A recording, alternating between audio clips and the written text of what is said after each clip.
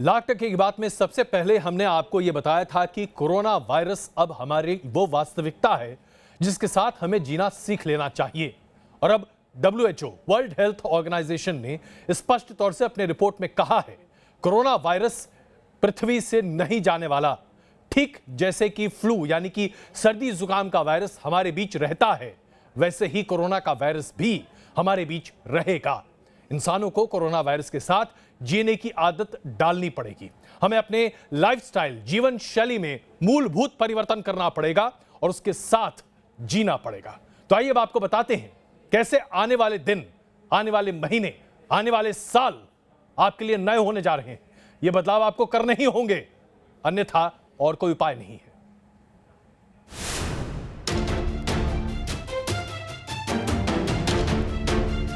कातिल कोरोना को लेकर सबसे बड़ा खुलासा।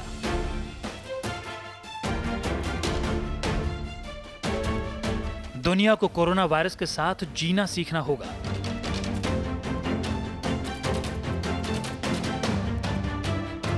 क्योंकि शायद कोरोना वायरस का कभी दी एंड ना हो। This virus may become just another endemic virus in our communities, and this virus may never go away. Corona को लेकर सबसे ताजा और खतरनाक खुलासा किया है विश्व स्वास्थ्य संगठन के इमरजेंसी प्रोग्राम के चीफ डॉक्टर माइक रियान ने। उनके मुताबिक कोरोना कभी खत्म नहीं होने वाली बीमारी बन सकती है। दुनिया को इसके साथ जीना सीख लेना चाहिए। जैसे दुनिया ने HIV वायरस के साथ जीना सीख लिया, वैसा ही कोरोना के मामले में भी हो। This virus may become just another endemic virus in our communities, and this virus may never go away. HIV has not gone away, but we've come to terms with the virus, and we have found the therapies, and we've found the prevention methods, and people don't feel as scared as they did before, and we're offering life to people with HIV, long, healthy lives to people with HIV. WHO का डर यूं ही नहीं है, क्योंकि चीन, south Korea और Germany में corona की सेकेंड वेव नजर आने लगी है। यहाँ बिना लक्षण के कोरोना संक्रमण हो रहा है। तो सवाल ये है कि आखिर कोरोना के साथ हम कैसे जिंदगी गुजारेंगे? हमें वो कौन से उपाय करने होंगे कि हम कोरोना संक्रमण से बचे रहें और जिंदगी भी पटरी पर लौट आए? कोरोना के साथ जिंदगी गुजारने के लिए सबसे अहम है कि अब हमें हमेशा सोशल डिस्टेंसिंग के नियमों का पालन करना होगा। साफ सफाई का संजीदगी से ध्यान रखना होगा। घर में और घर से बाहर हैंड वॉश प्रोटोकॉल का पालन करना होगा। समय समय पर हाथ धोते रहना और सैनिटाइजर के इस्तेमाल को आदत बनाना होगा। चेहरा ढकने के लिए मास्क का इस्तेमाल करना आदत में शुमार करना होगा। हाथ मिलाने की जगह सेफ ग्रीटिंग जैसे नमस्ते करने की आदत डालनी होगी। तो साफ है कि कोरोना से डरने की नहीं बल्कि सावधान रहने की जरूरत है। कोरोना अब जिंदगी की हकीकत बनता जा रहा है। तो जैसा WHO के एक्सपर्ट दावा कर रहे हैं, हमें इसके साथ जिंदगी गुजारना सीखना होगा। Team news nation. आखिरकार क्या वजह है कि अंततः WHO को इस बात पर अपनी राय स्पष्ट तौर पर रखनी पड़ी कि कोरोना कहीं जाने वाला नहीं है, आपकी जिंदगी का अहम हिस्सा बन चुका है कोरोना। दरअसल चीन के वुहान से लेकर जिलान तक के जिलों में कोरोना का प्रकोप एक बार फिर बड़े पैमाने पर है। वुहान में 11 लाख लोगों को फिर से दोबारा कोरोना टेस्टिंग किया जा रहा है। जिलान जिले को पूरे तरीके से बंद कर दिया गया है और वहां पर फिर से टेस्टिंग की जा रही है। जरा सोचिए, पूरे तरीके से कोरोना मुक्त होने के बाद चीन एक बार फिर कोरोना संयुक्त हो चुका है, तो फिर आप कैसे बच सकते हैं? देखिए रिपोर्ट।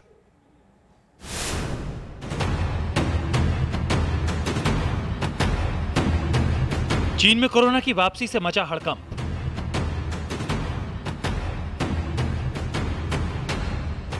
कोरोना सेकेंड वेव ने उड़ाए ड्रैगन के होश।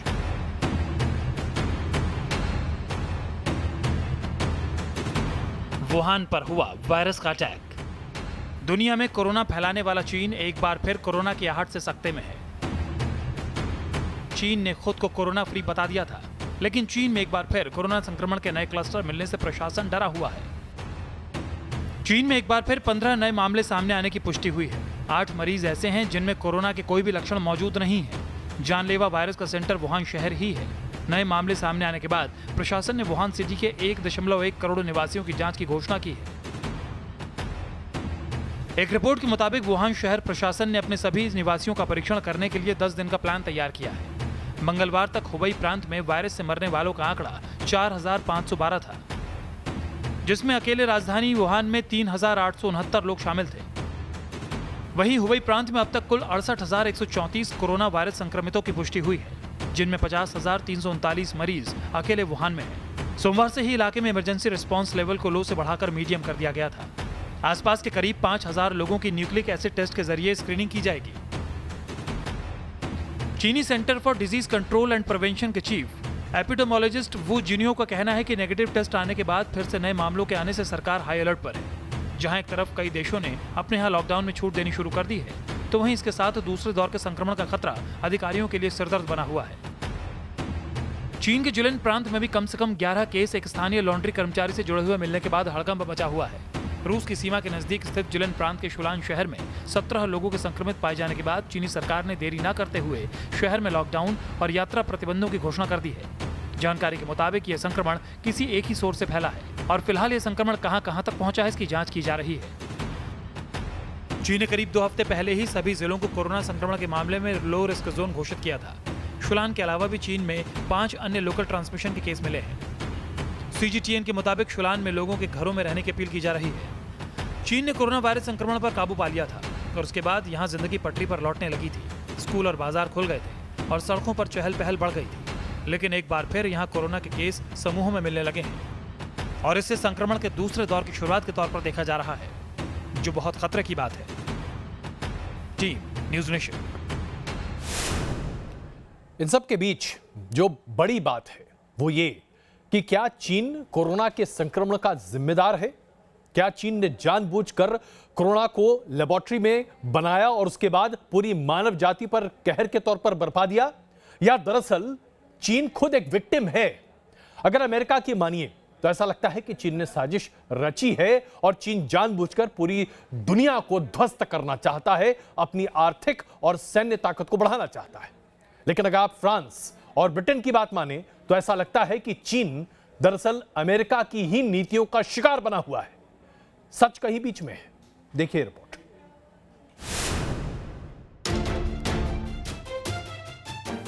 कोरोना को लेकर दुनिया चीन से चिढ़ी हुई है। दुनिया के लिए काल बने वायरस को लेकर सवाल उठ रहे हैं कि कोरोना के लिए चीन जिम्मेदार है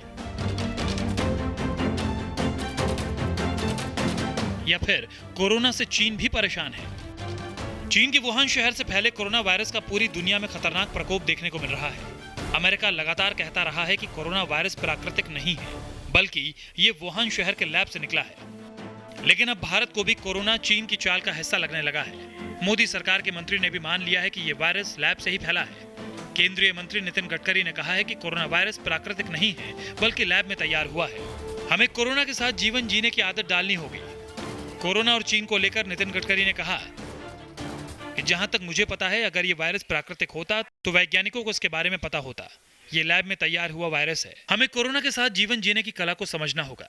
ये प्राकृतिक वायरस नहीं है, ये आर्टिफिशियल वायरस है और अब पूरी दुनिया भर के देश इसकी वैक्सीन की खोज में लगे हुए हैं। अब तक वैक्सीन उपलब्ध नहीं हो पाई है, मगर उम्मीद है कि जल्द से जल्द इसकी वैक्सीन आ जाएगी और उसके बाद इस समस्या का समाधान भी हो जाएगा। और जिस तरह पूरी दुनिया में चर्चा हो रही है कि कोरोना वायरस कोई नेचुरल वायरस नहीं है, बल्कि लेबोरेटरी में क्रिएटेड वायरस है और सारी दुनिया की निगाह चाइना की तरफ है। अमेरिका भी लगातार इस वायरस को लैब में तैयार होने की बात कह रहा है। अमेरिकी राष्ट्रपति डोनाल्ड ट्रंप ने चीन पर इस वायरस को तैयार करने का आरोप लगाया था। इसके अलावा भी अमेरिका के कई नेता और मंत्री कोरोना के लिए चीन को जिम्मेदार ठहरा चुके हैं। They were knowingly responsible, certainly. If it was a mistake is a mistake. But if they were knowingly responsible, yeah, then there should be consequences. You're talking about, potentially lives like nobody's seen since 1917. Nitin Gadkari की ये प्रतिक्रिया इसलिए भी अहम है क्योंकि America शुरू से चीन पर कोरोना फैलाने का आरोप लगाता रहा है और चीन जिस तरह कोरोना महामारी के बावजूद दुनिया को आंखें दिखा रहा है और अपनी चालबाजियों से भारत के साथ साथ दुनिया के कई देशों को परेशान कर रहा है, उसने भी चीन पर शक की वजह को पुख्ता कर दिया है। Team news nation. और आइए बात करते हैं पैर के उन छालों की, गर्भवती महिलाओं की जो अपने पति के हाथ थामे सैकड़ों किलोमीटर चल रही हैं, अपने बच्चे की दुआ मांग रही है कि भगवान मेरा बच्चा बस बीच रास्ते में ना हो जाए। बात करते हैं उन माओं की जो अपने बच्चों को अपने कंधे पर लाद कर सैकड़ों किलोमीटर चल रही हैं। बात करते हैं उन माता पिता और उन परिवारों की जो ठेले पर, रिक्शे पर, साइकिल पर न जाने कहां कहां से हिंदुस्तान के कोने कोने से 3-3 हजार किलोमीटर पैदल चल रहे हैं। ये वो तस्वीरें हैं जो हिंदुस्तान ने 1947 के बाद आज देखी हैं। देश ने विभाजन देखा था और पलायन देखा था। आज कोरोना का पलायन पूरे देश को विभाजन की याद दिला रहा है।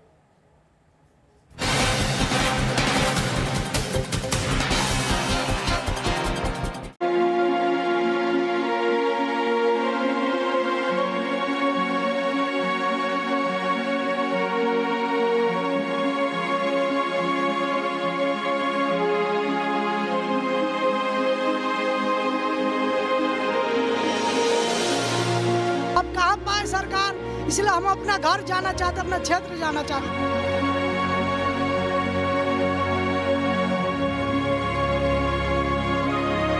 2 महीना हमने गुजारा कर लिया, इसका पालन कर लिया, नहीं हमारे पास खाने के लिए, हम बेबस है।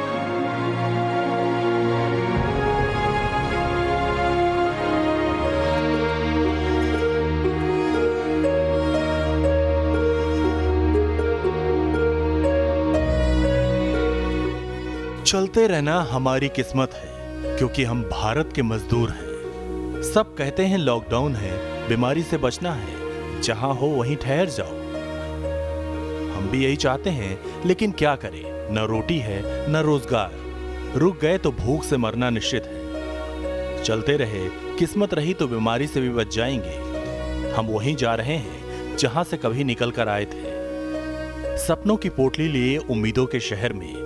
लेकिन लॉकडाउन में सारी उम्मीदें दम तोड़ चुकी हैं। अब बस अपने गांव, अपने कस्बे का सहारा है। कोई साइकिल से पंजाब और दिल्ली से यूपी, बिहार, झारखंड और मध्य प्रदेश के लिए निकला है, तो कोई पैदल ही चल पड़ा है 1500 किलोमीटर की लंबी यात्रा पर। पैरों में छाले पड़ गए हैं, प्यास से होठ सूख रहे हैं, लेकिन किसी तरह बस चलते जाना है। महिला, बच्चे, बुजुर्ग सब पैदल चल रहे हैं। ब्रीफकेस पर बच्चों को लेकर जा रही ये महिला पंजाब से यूपी के महोबा जा रही है। सफर तय करने के लिए यही हमारी जुगाड़ है। संकट में बच्चे भी खुद को ढाल लेते हैं। वैसे भी गरीब के बच्चे को कभी मखमली बिस्तर नसीब नहीं होता।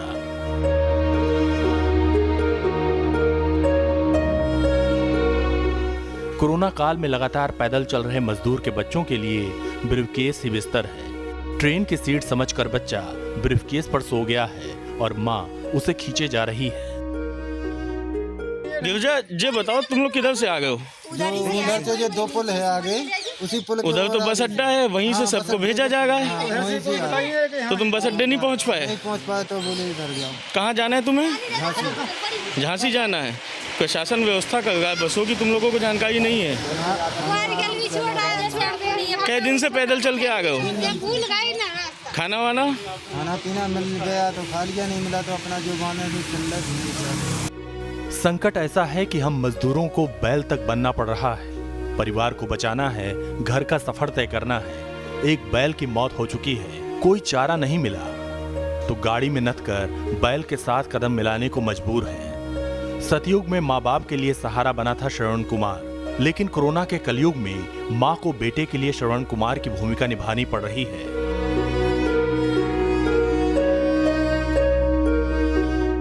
सफर तय करने के लिए हम वो कर रहे हैं जो कभी नहीं हुआ। हम बिहार के प्रवासी मजदूर हैं। हम रिक्शे और ठेले पर निकले हैं अपने घर के लिए। रिक्शे से आधी दूरी तय कर ली है, बस आधी ही बाकी रह गई है।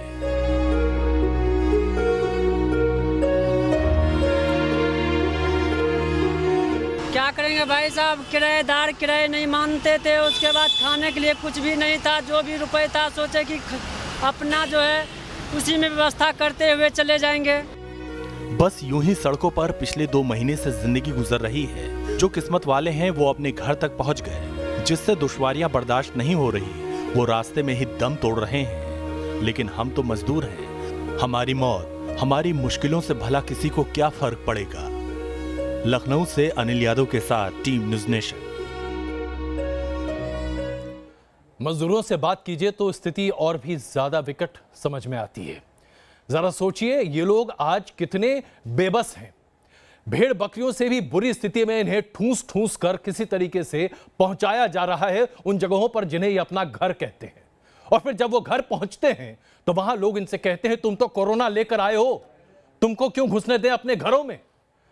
न जहां काम करते थे वहां के रह गए, न घर के रह गए। ये तो कहीं के नहीं है और इन्हें कोई पसंद भी नहीं करता, क्योंकि लोग इन्हें कोरोना स्प्रेड करने वाले जीवाणु मानते हैं। ये हाल हो गया है आज देश के तकरीबन 30 से 35 करोड़ मजदूरों का।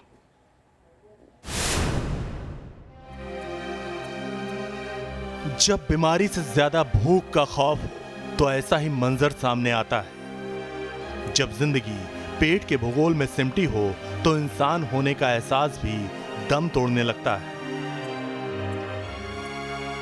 कोरोना काल में पलायन कर रहे मजदूरों के साथ भी यही हो रहा है। इस मंजर को देखकर आप इंसान और जानवर के अंतर को भूल जाएंगे। इंसानों की दुनिया में इंसानों के साथ ऐसा हो सकता है। कुछ देर के लिए आपको अपनी आंखों पर भरोसा नहीं होगा। ट्रक में कितने मजदूर खड़े हैं गिनती नहीं की जा सकती। कई लोग तो ट्रक के बाहर खड़े हैं और ट्रक में खड़े मजदूरों की किस्मत पर रंज कर रहे हैं कि काश उन्हें भी ट्रक में इंच भर जगह मिल गई होती। पलायन को मजबूर इन मजदूरों के लिए सोशल डिस्टेंसिंग का मतलब नेताजी के आश्वासन से ज्यादा कुछ नहीं है। अपने घर पहुंचने के लिए भूख प्यास से जूझते मजदूरों का दर्द पूरे सिस्टम पर सवाल खड़े करती है। इसके साथ ही इनका पलायन इशारा कर रहा है बड़े खतरे का। क्या पलायन करने वाले ये मजदूर कोरोना के सुपर स्प्रेडर साबित होंगे? शहर दर शहर ऐसी ही तस्वीरें सामने आ रही हैं। ट्रकों में भर भर कर मजदूर जा रहे हैं। प्रवासी मजदूरों के लगातार पलायन का सिलसिला जारी है और अगर आप तस्वीरें देखिए तो कानपुर उन्नाव का ये बॉर्डर है और लोग किस तरह अपनी जान जोखिम में डालकर बड़े बड़े जो वाहन हैं उनके ऊपर यहाँ पर सवार होकर अपने घरों के लिए निकल रहे हैं। किस तरह प्रवासी मजदूर कोरोना के सुपर स्प्रेडर साबित होंगे, इसका अंदाजा राजस्थान के आंकड़े से लगाया जा सकता है। राजस्थान में कोरोना संक्रमित मरीजों की संख्या 4300 से ज्यादा है। राजस्थान में अलग अलग राज्यों से आए 177 प्रवासी मजदूर कोरोना पॉजिटिव पाए गए हैं। राजस्थान में प्रवासी मजदूरों की वजह से स्थिति बिगड़ी है। अन्य प्रदेशों से आने वाले प्रवासी अपने साथ कोरोना भी ला रहे हैं। आलम यह है कि 23 जिलों में अभी तक 177 प्रवासी कोरोना संक्रमित मिल चुके हैं। यही नहीं, जालौर और सिरोही जिले को तो प्रवासियों ने ही संक्रमित किया, यानी कि ये जिले कोरोना फ्री थे लेकिन प्रवासी यहाँ आए और अपने साथ कोरोना लाए। ये सरकार और प्रशासन के लिए बेहद चिंताजनक खबर है। पलायन लगातार बढ़ रहा है, इसके साथ बढ़ रहा है कोरोना के संक्रमण का खतरा। क्या करें, इस संकट से कैसे निपटें? किसी के पास इस सवाल का कोई जवाब नहीं है। कानपुर से अमित सिंह के साथ लाल सिंह फौजदार, न्यूज़ नेशन, जयपुर। इसे आप किस्मत की बात ही कह सकते हैं। इस देश में मजदूर होने का मतलब यह है कि आज आप सैकड़ों किलोमीटर की सफर को अपने पैरों से अंजाम दें, अपने परिवार को लेकर चलें और उसके बाद आप जब अपने गंतव्य स्थान पर पहुंचे, अपने घर पहुंचे, तो लोग आपको कोरोना स्प्रेडर कहें। और अगर बीच रास्ते में गलती से नींद आ जाए तो जनाब कोई गाड़ी, कोई ट्रेन आपको कुचलकर चली जाएगी। ऐसा न जाने कितने हादसे हो चुके हैं, कितने लोग मर चुके हैं सड़कों पर, उसकी कोई गिनती नहीं है। सिर्फ ये गिनती है कि वो मजदूर हैं, सड़कों पर सोए हुए थे, कुचल गए, मर गए।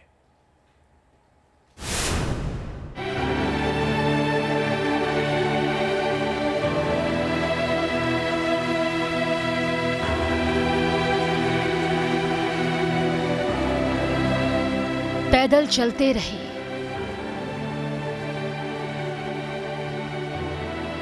मीलों नापते रहे, बच्चों के साथ सामान का बोझ ढोते, लेकिन आखिर में ना गांव मिला ना घर। मिली तो मंजिल से पहले मौत। पंजाब हो या महाराष्ट्र, दिल्ली हो या मुंबई से बिहार का पैदल सफर, हाईवे पर मजदूरों का पलायन जानलेवा साबित हो रहा है। महाराष्ट्र से यूपी जा रहे 8 मजदूर उस वक्त काल के गाल में समा गए जब मध्य प्रदेश के गुना के पास हाईवे पर ट्रक और बस में भिड़ंत हो गई।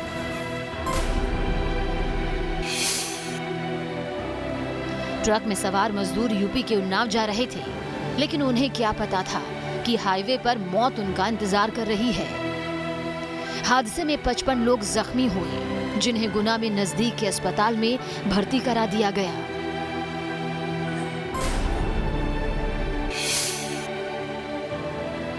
पलायन कर रहे मजदूरों के साथ दूसरा हादसा यूपी के मुजफ्फरनगर में हुआ। यहाँ पंजाब से पैदल बिहार जा रहे मजदूरों को यूपी रोडवेज की बस ने कुचल दिया।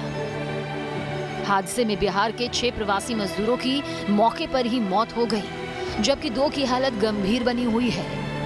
ये प्रवासी मजदूर पंजाब से अपने घर बिहार के गोपालगंज लौट रहे थे। यूपी सरकार ने अधिकारियों को पैदल पलायन न करने के निर्देश दिए हैं, बावजूद ऐसी घटनाएं लगातार सामने आ रही हैं।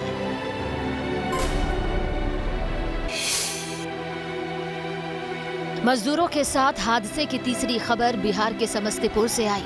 यहाँ बस और ट्रक में हुई भीषण टक्कर में 2 मजदूरों की मौत हो गई। अब ये कसूर मजदूरों का है या सिस्टम का? कसूर मजदूरों की बेबसी का या बाबुओं के निकम्मेपन का? इसे तय कर इसका समाधान त्वरित निकलना जरूरी है, ताकि पलायन के ऐसे दर्दनाक अंत को रोका जा सके। Team news nation. आज दरअसल पूरे देश में सिस्टम से एक बड़ा सवाल पूछा जा रहा है। सवाल यह है कि जब इस देश के मजदूर शहरों को छोड़कर, तमाम निर्माण कार्य को छोड़कर, फैक्ट्रियों को छोड़कर अपने घर वापस जा रहे हैं, तो कितने दिन घर बैठकर खाना खा सकते हैं साहब? महीना 2 महीना सरकार अनाज दे देगी, लेकिन क्या उससे घर चल जाएगा? बच्चे पढ़ लेंगे? परिवार आगे बढ़ जाएगा? क्या होगा? भविष्य की कोई नीति है क्या? आखिरकार क्या होगा? घर पर बैठ के ये लोग क्या करेंगे? इसके बारे में किसी ने सोचा है क्या? और अगर नहीं सोचा तो ये सिस्टम किस लिए खड़ा किया है हमने? आप पहुंच जाएंगे, आप रोइए मत, पहुंच जाएंगे आप। जब किसी को 3 दिन बाद रोटी नसीब होती है तो आंखों से इसी तरह आंसू छलकते हैं। खा लीजिए, आप पहुंच जाएंगे, कोई बात नहीं, कोई दिक्कत नहीं होगी। जब कोई सांत्वना के 2 शब्द कहता है, प्यार से पेश आता है, तो इनकी आंखों में आंसू भर आते हैं। ये कोरोना काल में पलायन कर रहे मजदूरों की पीड़ा है। इन्हें पेट की भूख मिटाने के लिए रोटी चाहिए और खुद के इंसान का एहसास होने के लिए 2 मीठे बोल। लेकिन कोरोना संकट में इन मजदूरों को यह भी नसीब नहीं हो रहा है। उस मुल्क का मजदूर रोटी के लिए तरस रहा है, जिसका निजाम अपने अपने अनाज के भंडार पर गुरूर करता रहा है। कितनी खौफनाक त्रासदी है। देश के गोदाम भरे हैं, लेकिन मुल्क के मजदूर की आंखों में रोटी की महक आंसू ला देती है। पैदल चलकर बिहार जा रहा था ये मजदूर, 3 दिन बाद खाना मिला तो रो पड़ा। अरे आप पहुंच जाएंगे, आप रोइए मत, पहुंच जाएंगे आप। अरे भैया रोइए मत, आप परेशान ना होइए, आप पहुंच जाएंगे घर ना। अरे पागल हो क्या? खा लीजिए, आप पहुंच जाएंगे, कोई बात नहीं, कोई दिक्कत नहीं होगी। रो क्यों रहे? अच्छा बताइए आप। बड़ों का ये हाल है, जरा सोचिए उस बच्चे पर क्या गुजर रही होगी जो 4 दिन से रोटी के लिए तरस रहा होगा। मैंने कुछ भी नहीं खाया और मेरे पापा बाजार जाते हैं तो पापा को मारती है पुलिस। अच्छा। मैं भूखा हूँ 4 दिन से। अच्छा। सुबह एक आंटी आई हमें खाने देने को, तो पुलिस वालों ने उन्हें भी मार के भगा दिया। तो सबको मारा, हमारे पापा चाचा सबको मारा है। हमें कुछ खाने को दे दो, हम बहुत भूखे हैं। 4 दिन से भूखा हूँ, पापा बाहर जाते हैं तो पुलिस मारती है। कोरोना काल में मजदूर के बच्चे की ये पीड़ा है। ये बच्चा अपने बाप की बेबसी को भी बयान कर रहा है, जो लाख कोशिशों के बावजूद अपने बच्चे के लिए रोटी का इंतजाम करने में नाकाम साबित हो रहा था। यूं ही नहीं हो रहा पलायन। इस बच्चे का दर्द, इस मजदूर के आंसू उन लोगों के मुंह पर तमाचा है जो अपने एसी रूम में बैठकर ये सवाल करते हैं कि क्यों पलायन कर रहे हैं मजदूर। पलायन बड़ी समस्या बनकर उभरी है। इस संकट के बीच बड़े सवाल तमाम राज्य सरकारों के सामने भी मुंह बाए खड़े हैं। अपने घर पहुंचकर क्या करेंगे ये मजदूर? कैसे इन मजदूरों को रोजगार मुहैया करवाएगी सरकार? क्या वापस आने वाले मजदूरों के लिए राज्य सरकारों के पास कोई प्लान है? हिंदुस्तान अपने सबसे मुश्किल दौर से गुजर रहा है। चेन्नई से लेकर मुंबई तक दिल्ली में घर वापस आने के लिए खड़े इस मायूस मजदूर के चेहरे सरकार से, समाज से हजार सवाल पूछ रहे हैं। ऐसे सवाल जिसका जवाब लगता है किसी के पास नहीं है। Team news nation. 1947 में विभाजन के समय हमारे देश में टेलीविजन नहीं था। वरना हम आपको वो कंपैरेटिव तस्वीर दिखाते, बताते कि उस वक्त भी बच्चे 4 दिन से भूखे खाना मांगते थे और आज मजदूर के बच्चे खाना मांगते हैं। ऐसा नहीं है कि ये सब कुछ सिर्फ विदेश में हो रहा है। आइए आपको ले चलते हैं राजस्थान, जहां पर लॉकडाउन को खत्म करने की पूरी कोशिशें की जा रही हैं। बताया जा रहा है कि कार के शोरूम खुलने वाले हैं, दुकानें खुलने लगी हैं और उसके साथ साथ पटना में भी दुकानें खुलने लगी हैं। यहां तक कि अब तो तैयारी ये भी हो रही है कि भाई मेट्रो भी खोलो, जिंदगी को वापस पटरे पर लाओ।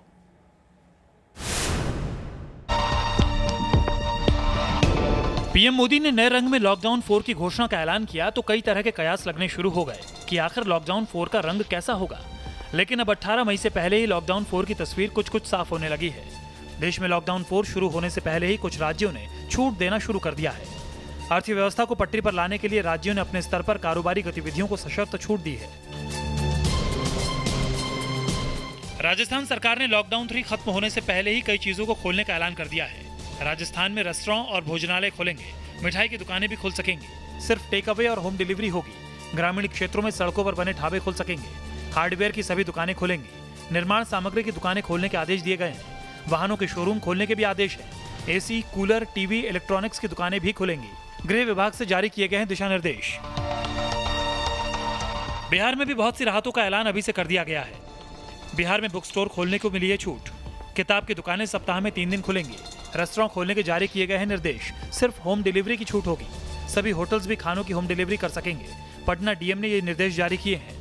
Veg fried rice, noodles, manchurian, momo, जी हाँ, ऑर्डर की शुरुआत हो गई है क्योंकि बिहार सरकार ने ये कहा है कि अब डीएम अपने से ये निर्णय ले सकते हैं कि उनके जिला में रेस्टोरेंट कैसे खोले जाएं, होटल कैसे खोले जाएं।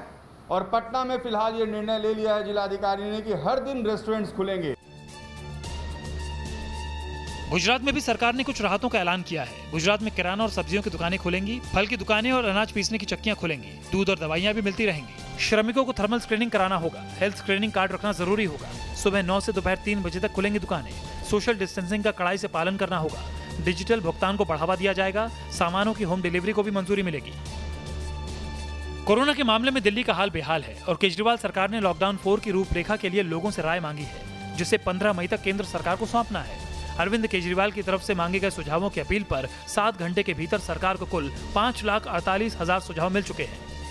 लगातार चल रहे लॉकडाउन की वजह से भारत ही नहीं बल्कि पूरी दुनिया बेहाल है और दुनिया के बहुत से देशों की तरह भारत ने भी लॉकडाउन को धीरे धीरे खोलने की तैयारी शुरू कर दी है। और लॉकडाउन 4 का रंग कैसा होगा ये 18 मई से पहले पता चल जाएगा। Team news nation. लेकिन कुछ ऐसे क्लस्टर्स हैं जहां पर चिंताजनक स्थिति बनी हुई है, जैसे कि मुंबई का धारावी। जनाब, इतने छोटे इलाके में इतनी बड़ी संख्या में लोग रहते हैं वहां पर कि कोरोना जैसे संक्रमण से आप बचेंगे भी तो कैसे बचेंगे। महाराष्ट्र की सरकार पूरी कोशिश जरूर करने का दावा कर रही है, लेकिन जिस तरह से संक्रमण लगातार इस तरह के क्लस्टर्स में बढ़ रहा है, वो तो बस यही कहता है कि भाई अभी तो दिल्ली बहुत दूर है।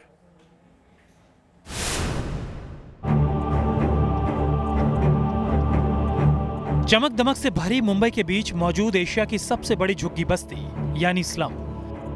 मुंबई में मौजूद धारावी स्लम की तंग गलियों में कोरोना की आमद ने सबको डरा रखा है। कोरोना से मरने वालों का आंकड़ा लगातार बढ़ रहा है, लेकिन मुंबई में बसी एशिया की सबसे बड़ी बस्ती धारावी ने पूरे देश को डरा कर रखा हुआ है।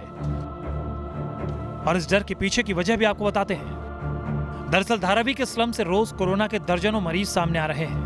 आपको बता दें कि मुंबई देश का सबसे बुरी तरह कोरोना प्रभावित शहर है।